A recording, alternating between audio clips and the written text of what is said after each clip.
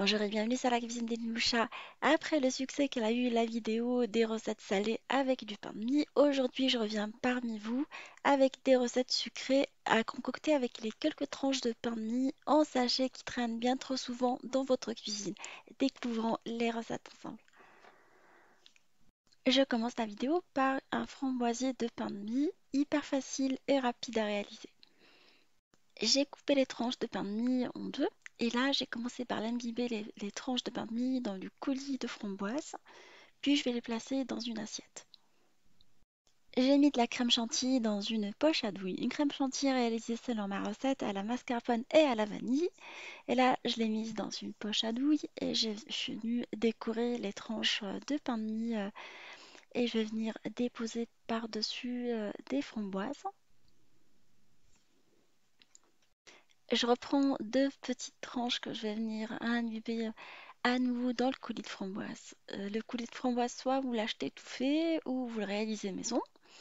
Et je vais venir les déposer par-dessus les framboises. Je redécore à nouveau avec la crème chantilly et je finis comme tout à l'heure avec des framboises. Vous pouvez varier les décorations en fonction de vos envies, avec des amandes effilées, avec des décors en sucre, en fait, si vous disposez de ça.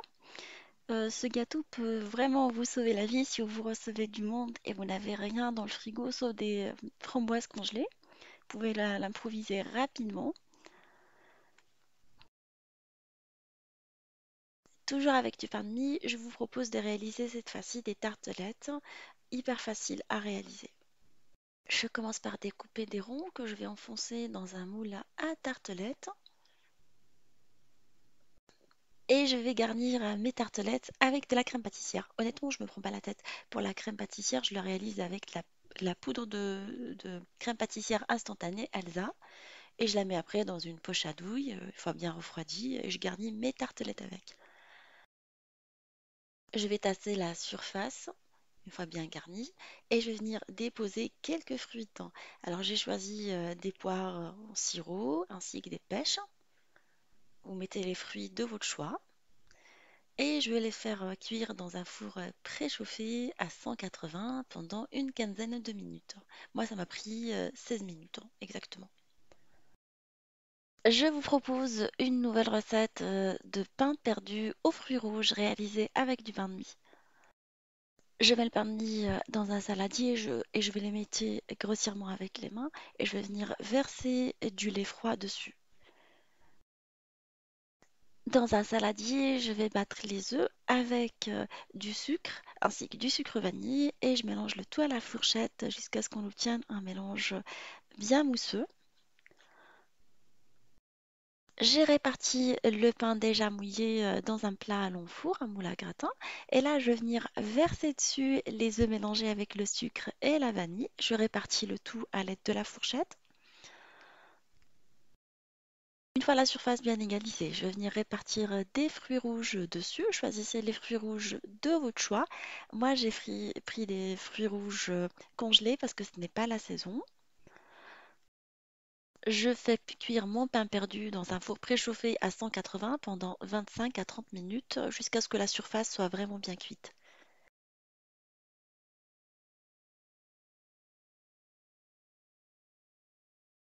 Je vous propose de réaliser une recette d'inspiration indienne des gulab ramon ou gamon. Je ne sais pas comment le dire, mais c'est une recette qui se prépare normalement avec de la semoule fine et de la farine, mais aujourd'hui, c'est une recette revisitée avec le reste de pain de mie. Je mets le pain de mie dans une jatte et je vais verser dessus du lait tiède et je vais le malaxer avec les mains jusqu'à ce qu'on ait une texture assez homogène.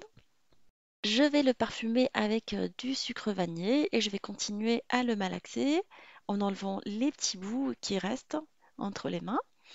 Je vais mettre de l'huile dans un bol, je vais mouiller mes mains avec l'huile et je vais essayer de façonner des petites boules de pâte. Dans un premier temps, je les façonne juste histoire qu'elles soient rééquilibrées, mais après, on va les refinaliser avant de les faire cuire. En fait, on va passer à la cuisson des boules. J'ai pris un bain de friture, toujours à l'aide des mains bien mouillé avec de l'huile. Je vais refinaliser les boules et je vais les faire frire dans un bain de friture bien chaud jusqu'à ce qu'elles prennent une belle coloration dorée. Je n'hésite pas à les retourner pour qu'elles cuisent d'une façon uniforme sur tous les côtés. Je vais les ôter une fois bien dorés et je vais les plonger dans du miel parfumé à l'eau de rose. Alors j'ai pris du miel naturel auquel j'ai rajouté de l'eau de rose et je l'ai chauffé un tout petit peu sur le feu. Et là, je vais les mettre pour qu'elles absorbent le miel. Je vais laisser pendant une bonne vingtaine de minutes avant de les égoutter et les présenter. Là, je vous propose de réaliser des chaussons aux pommes avec les restes de pain de mie, une recette très facile à réaliser également. On commence par aplatir chaque tranche de pain de mie à l'aide du rouleau à pâtisserie. Entre-temps, je fais caraméliser dans du beurre des petits morceaux de pommes épluchés.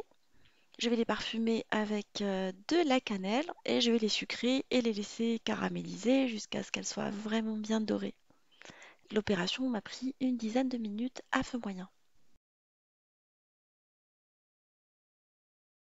Je mets la tranche de pain déjà affinée dans l'appareil pour réaliser les chaussons. Je vais venir la tartiner avec de la pâte à spéculoos et je vais venir également la farcir avec les pommes caramélisées.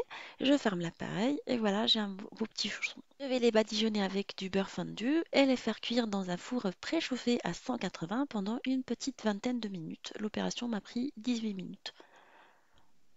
On finit en beauté cette sélection de recettes sucrées à base de pain de mie avec un pain perdu roulé à la fraise et au Nutella. Je commence par aplatir les tranches de pain de mie à l'aide du rouleau à pâtisserie.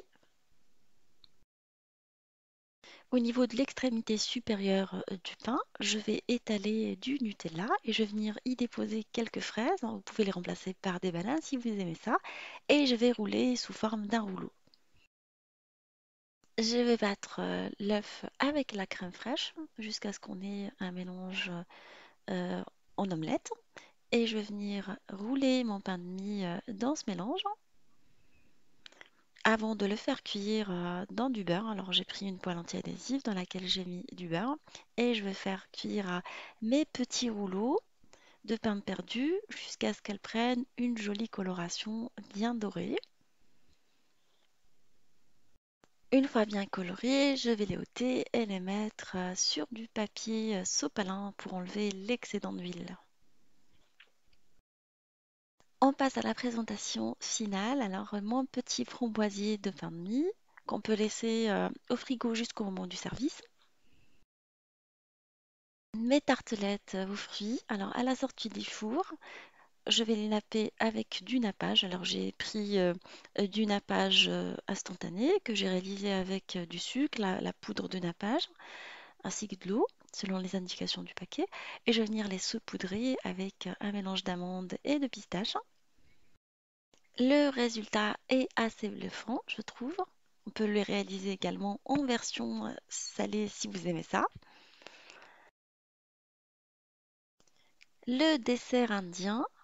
Alors j'ai ôté mes petites boules au miel une fois bien refroidies.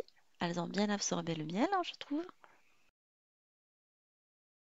Le pain perdu à la framboise. Hyper bon. C'est une recette anti-gaspillage par excellence. Vous pouvez le servir avec une boule de glace si vous aimez ça. Un petit souvenir d'enfance.